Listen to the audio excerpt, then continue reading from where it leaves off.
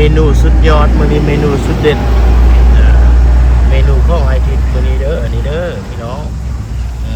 ลาบเหนียวลาบแบบลาบดิบเนาะลาบเลือดอันนี้ต้มเครื่องในต้มไส้อ่อนต้มกระดูกต้มอะไรทำไมคมๆใส่เพียคมๆอันนี้ผักกับอันนี้นะโอ้สุดยอดผักกับอันนี้ก็หลายเนาะอันนี้แหละทีเด็ดอันนี้แหละไฮไลท์ของมันแหละอันนี้นะเนี่ยพี่น้องมากินน้ำไอทิศมากินน้ำไอทิศไปนั่งกินน้ำกันเลยเด้อไปเลยสบายดีพี่น้องหมดสุขคนเด้อไอทิศมาแล้วเด้อมื้อนี้เด้อไอทิศท่านซาจะพาพ่อแม่พี่น้องมากินลาบตอน5 ปีใหม่อันนี้ต้มข้มลาบดิบแต่ลาบเลือดเนาะกินกับข้าวเหนียวคักมื้อนี้นะเราก็มีข้าวบองยาพร้อมเนาะมีข้าวนองยาพร้อมล้างเท้า มาพ่อแม่พี่น้องหมดทุกคนเด้อมากินข้าวไหนทิศเด้อมาไปลงมือเลยเนาะผมขอบใจเด้อผู้ใดที่เข้ามาเบิ่งเด้อพี่น้องเด้อครับลงมือเลยเนี่ยผักแก้มเขาก็มีเยอะมากมายโอ้พ่อแม่พี่น้องเห็นบ่เนาะนี่คำใหญ่ๆตัวนี้เนาะคำเป้งๆคำทำอิฐเลยเนาะ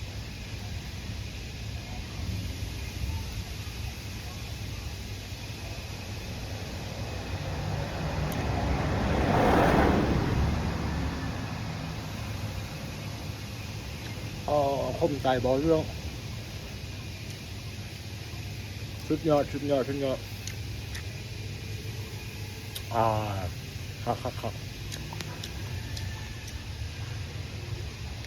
ี่น้อง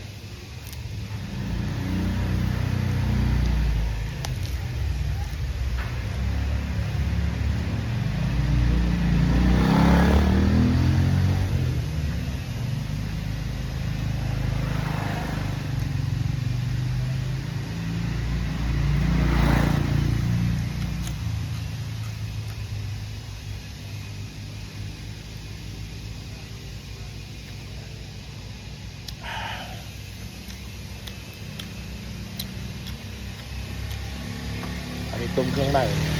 ไส้อ่อนไส้แก่มีขันหน้านะมีไส้อ่อนน้ำคุ้นๆนะพี่น้อง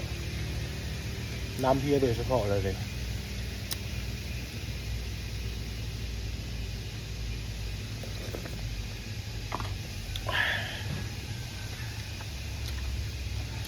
กินลาบกินแกงตอนรับปีใหม่พี่น้องปีใหม่แล้ว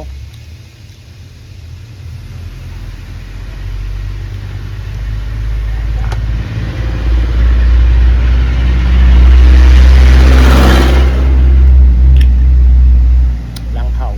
กัน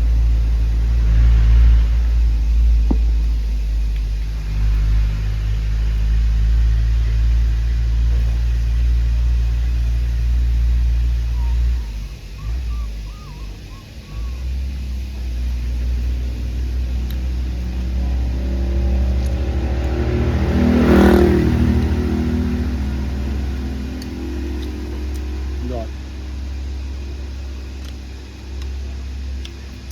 ไส้อ่อน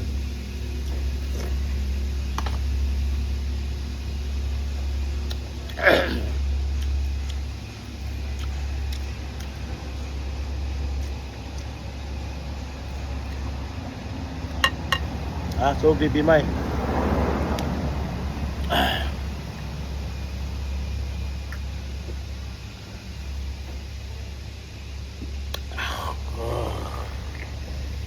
โอ้โห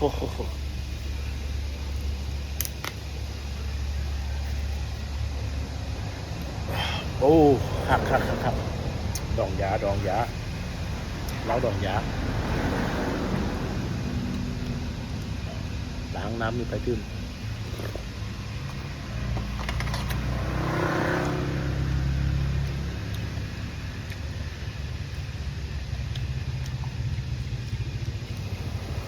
กาดหินกับลาบสุดยอดละโอ้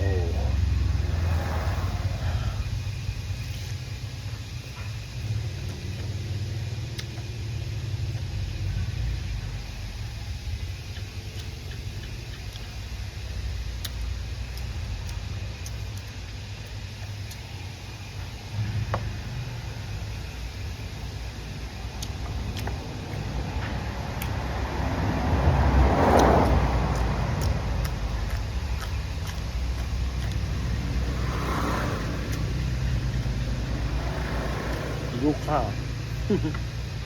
เอาไว้ลืมมัดขาย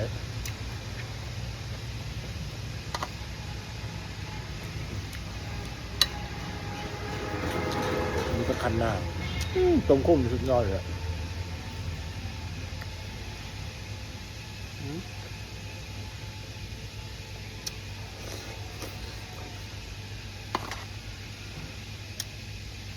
ผมเปื่อยๆ3 ชั่วโมงตื่นแต่6 โมงเช้าไปตลาดมาเดินจน9 โมงแล้ว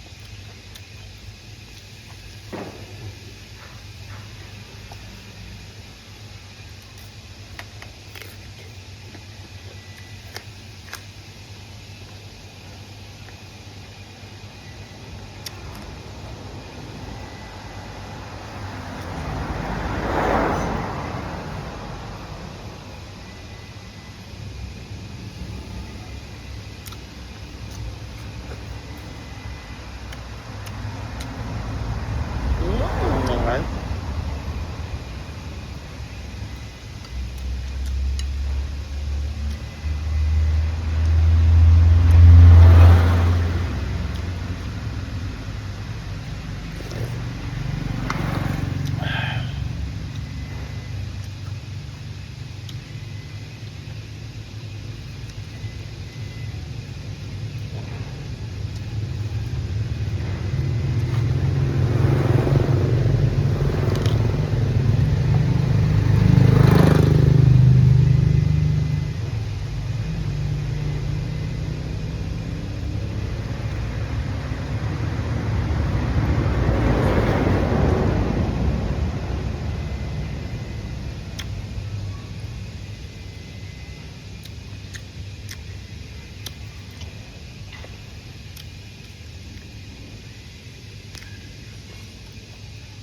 นี่มันไส้ตัน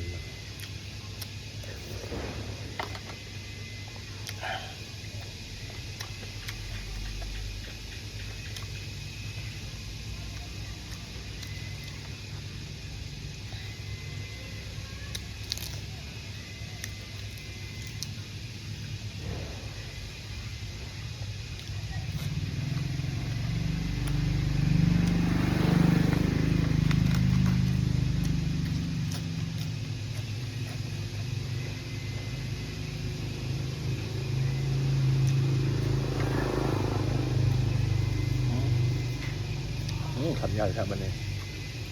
เข้าใจครับ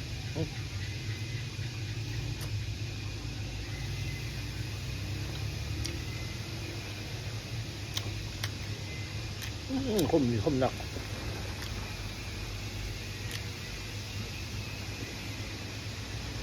หนังวันตัวนี้เนาะ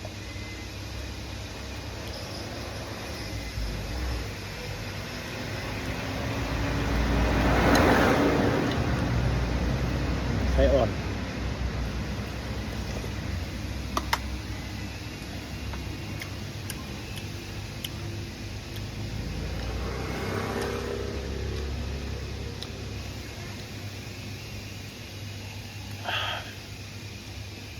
มอยฮอตปีใหม่แล้วเนาะมื้อนี้กับวันที่11 12แล้วมื้อนี้วันที่12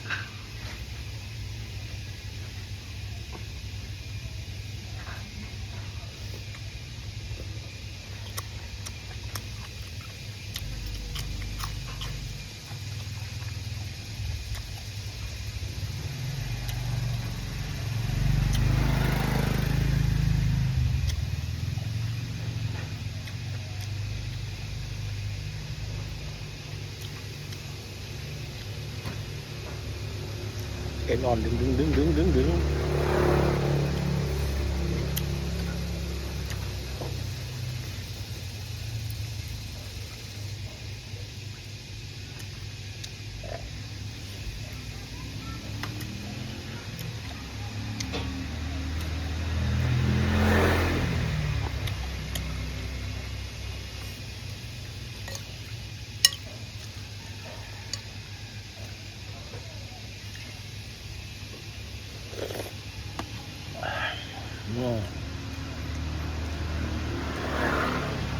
ยอดยอดพี่น้องเอ้ยโดนกินเท่านึงปีใหม่ฟ้าใหม่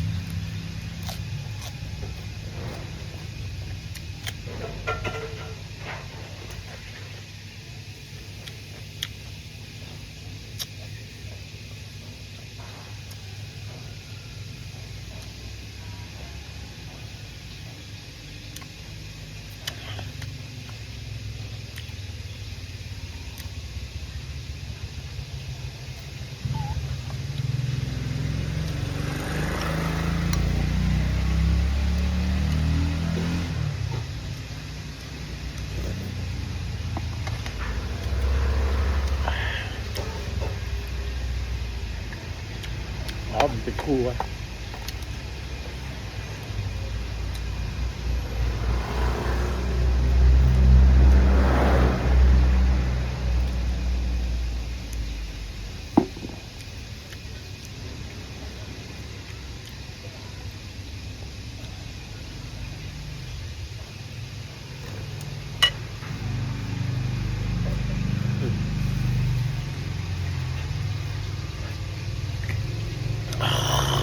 ว้าลองน้ำเถอะลองน้ำเถอะ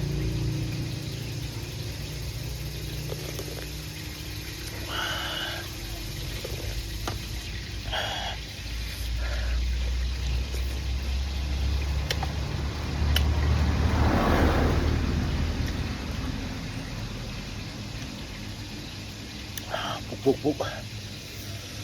เอาต้องเผ็ดเข้าไปเนี่ย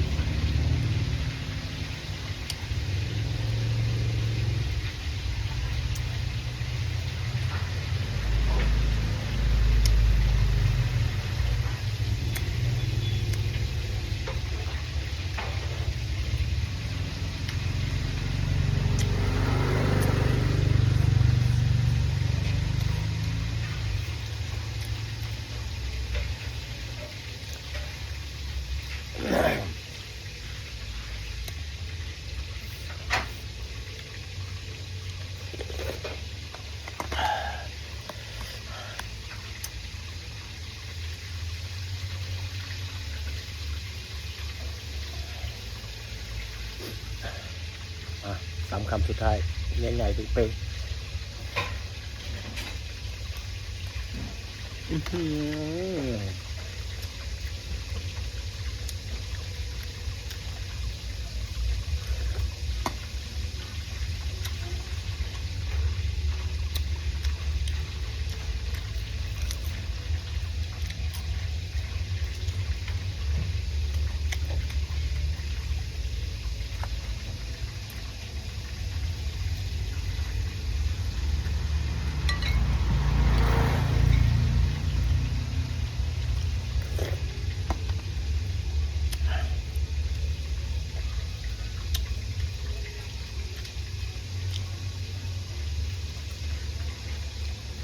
โอเคบายบาย